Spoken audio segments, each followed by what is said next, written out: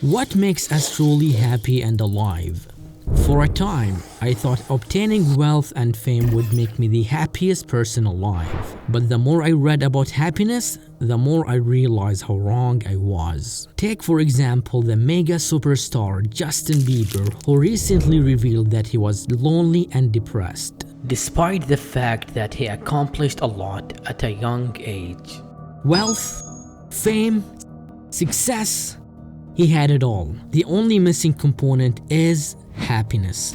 There are countless examples of successful people who have wealth, friends, and everything, and they admit to being depressed, and even in some rare cases, they commit suicide. The breaking news just into CNN is that actor Robin Williams is dead at the age of 63 from an apparent suicide.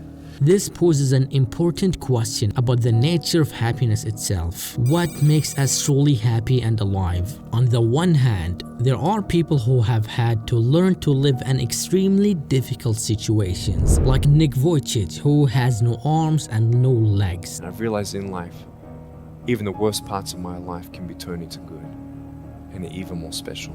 Yet, he is fully happy and alive. On the other hand, there are countless of examples of people who have everything in life anyone can wish for, and they are very depressed.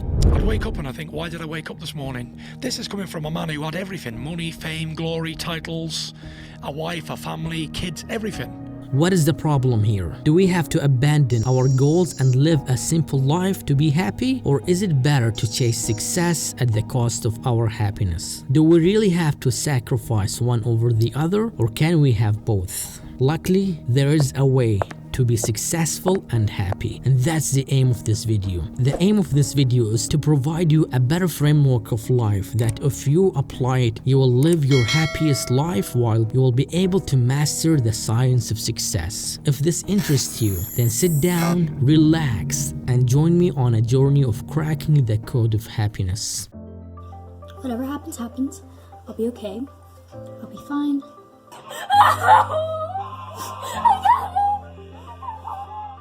Every year, around 30,000 students apply at Yale University, but only 6% of applicants get accepted. Getting accepted at Yale University is not a simple task. Those who made it needed to study countless hours and have many sleepless nights and prepare themselves for Yale University. As you have seen earlier, students look as happy as anyone could be because they have made it to the mountaintop. Reaching their ultimate dream surely makes them the happiest people alive, right? Wrong. For many of those students, the happy feeling quickly fades away within days or weeks at most. Reaching the mountaintop does not make students any happier. Quite the opposite. The good feeling for many students is quickly replaced with anxiety and depression due to the high demands of this level of education. Here lies the biggest trap of happiness that most people fall into. People often think of happiness as a destination. Once they reach it, they will sit there and be happy for the rest of their lives. But the truth is, if you cannot pause right now, appreciate life as it is now, and be grateful to where you are, nothing else in the world is gonna make you any happier. Happiness is not a destination.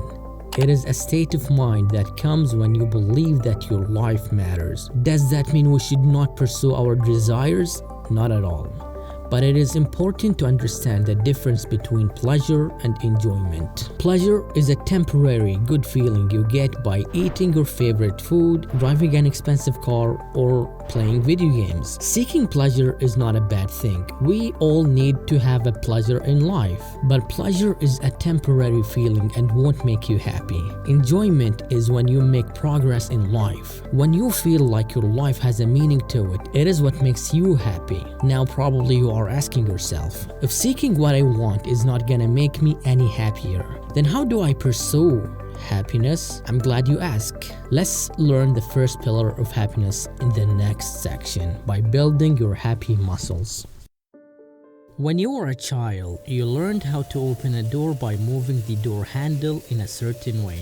Your brain then overgeneralizes this experience, so you don't have to relearn it whenever you want to open another door. You know how to open the next door from a previous learning experience. Habits are very powerful. We develop habits, and those habits make us who we are. We develop habits through repetition. Each habit corresponds to a neural pathway in the brain. The pathway gets stronger as you repeat your habits more. Just like a footpath becomes clearer the more you cross it. That is why it is important to practice feeling happy, because the more you practice, the happier you get. If you make a conscious decision to practice feeling good every day, your happy emotions become stronger. Think of your emotions like your muscles. They get stronger the more you work them out. Happiness begins with your habits, and the more you practice happy habits, the better you will feel in the long run.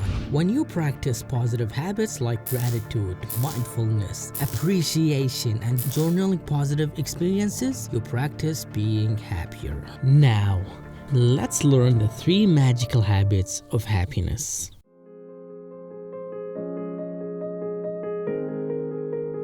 Dr. Robert Holden is a positive psychologist. He appeared on a TV documentary on BBC where he met with people who were depressed and helped them to alter their state of mind from being depressed to being happy. The process took 8 weeks, simply by practicing 3 magical habits daily. These 3 daily habits are as follows: laugh for at least 20 minutes and smile 40 times. When you smile, you release a neurotransmitter known as serotonin, making you feel good. Laughter is even better as it releases serotonin and endorphins, which makes you feel good and boosts your immune system. Second, exercise. Exercise has a tremendous benefits to your happiness and overall health. When you exercise, you release the stress chemicals from your body and rebalances the chemicals in your body. And before you panic, exercise does not mean you have to work yourself hard, pumping irons and going crazy. It can be an enjoyable experience where you gradually increase the level of working out.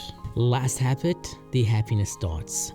Finally, he got his subjects to stick random colored dots around their houses and workplaces, perhaps on their computers or mirrors. Each time they stared at a dot, they would have to remember a positive experience and relive it again. The lesson is simple. If you want to feel happier, then build your joyful muscles. The more you practice being happy, the happier your life becomes. How important are relationships to your happiness? Probably more than you think. In 1938, Harvard University began the most extensive study of happiness in human lives. The participants were a very diverse group of sophomores at Harvard University. This included people from the US's wealthiest places and others from the poorest areas in the US. In fact, one of the participants is the former president, John F. Kennedy. The study included hundreds of participants, tens of thousands of pages were generated, and more than 80 years of data. The biggest single lesson from the study is this: good relationships keep us happier and healthier. Period. Here are the 3 big lessons about relationship from the study. First, social connections are essential to health and happiness, and loneliness is very toxic for your health and slowly kills you. 2. Quality matters more than quantity. It is not about the number of friends that you have on Facebook or Instagram. It is about the quality of that friendship. It is about having people who you can count on in times of need and difficulty. Third, good relationships protect our bodies and our brain. When you have good relationships, your memories stay sharper longer. Your brain functions better long term and you stay healthier. In contrast, those in a toxic relationship where they don't feel like the other person has their back, their memory declines earlier. The message is simple. The quality of a relationship is an essential component of your happiness, health, and well-being. To enjoy more of your life, you must create positive relationships with those who really matter and avoid any negative people.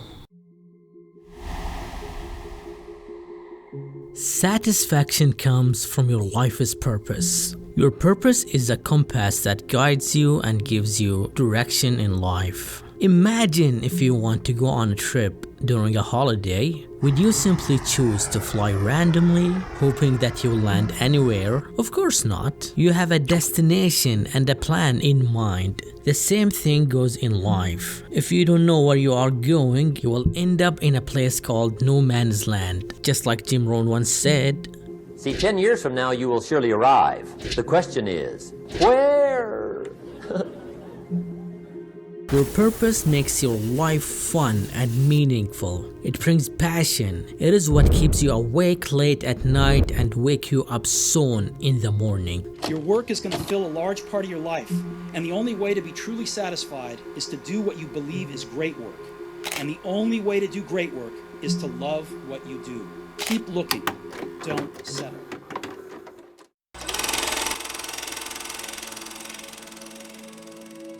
One of the biggest tragedies in history happened during World War II is the horrific concentration camps. Millions of Jews got tortured and burned alive. Dr. Viktor Franklin is one survivor of the many horrific concentration camps. He endured a tremendous amount of suffering during his stay in the concentration camps. He saw people drop dead daily from starvation and diseases. He lost both of his parents, his wife, and his brother in the camp. Extreme tragedy. How would anyone live happily after living this kind of trauma? Dr. Franklin noted, if you want to live a happy life, then we have to find meaning behind our suffering. He noticed that those prisoners who had a reason to live were more likely to be the ones to survive. Many of the prisoners who had survived wanted to tell their story to stop this kind of suffering from happening ever again. People often think that their happiness will be completed only if they live a stress-free life that has no pain and no suffering. Sadly, this is not how life works. Suffering is part of living. Tragedy strikes everyone. It can be losing a loved one, losing a job, or losing the ability to move part of their bodies. The only way to live happily is to change what you can and accept what you can't change. And the only way to accept a tragic result is by finding a deeper meaning behind the suffering. To summarize what we've learned so far, first, happiness is a journey, not a destination. Second, happiness begins with your habits. The more you practice happy habits, the better you will feel. Third, social connections are essential to health and happiness. Fourth, satisfaction comes from your life's purpose. And finally, pain and suffering are parts of life. And that, my friend, your recipe to happiness.